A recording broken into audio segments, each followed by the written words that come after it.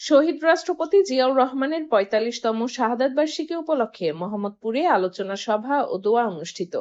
মোহাম্মদপুর মাগুরা প্রতিনিধি।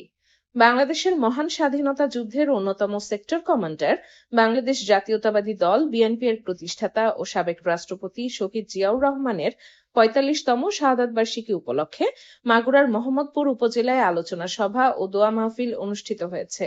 শনিবার ৩০শে মে ২০২৬ সকালে মোহাম্মদপুর উপজেলা বিএনপি অঙ্গ ও সহযোগী সংগঠনের উদ্যোগে সরকারি RSKH ইনস্টিটিউশন মডেল মাধ্যমিক বিদ্যালয় প্রাঙ্গণে এই কর্মসূচির আয়োজন করা হয়।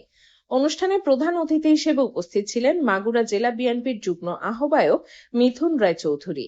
তিনি তার বক্তব্যে শহীদ রাষ্ট্রপতি জিয়াউর রহমানের কর্মময় জীবন, স্বাধীনতা যুদ্ধে তার অবদান এবং দেশের গণতন্ত্র প্রতিষ্ঠায় তার ভূমিকার কথা তুলে ধরেন। একই সঙ্গে তিনি বিএনপি নেতাকর্মীদের ঐক্যবদ্ধ থেকে দেশের মানুষের কল্যাণে কাজ করার আহ্বান জানান। এ সময় উপজেলা বিএনপি, যুবদল, স্বেচ্ছাসেবক দল, ছাত্রদল সহ বিভিন্ন অঙ্গ ও সহযোগী সংগঠনের নেতাকর্মীরা উপস্থিত ছিলেন। বক্তারা শহীদ জিয়াউর রহমানের রাজনৈতিক আদর্শ ও দেশপ্রেমের বিভিন্ন দিক তুলে ধরে তার আত্মার মাগফিরাত কামনা করেন। আলোচনা সভা শেষে শহীদ রাষ্ট্রপতি জিয়াউর রহমানের রুহের মাগফিরাত, দেশ ও জাতির কল্যাণ কামনা করে বিশেষ দোয়া ও মোনাজাত অনুষ্ঠিত হয়।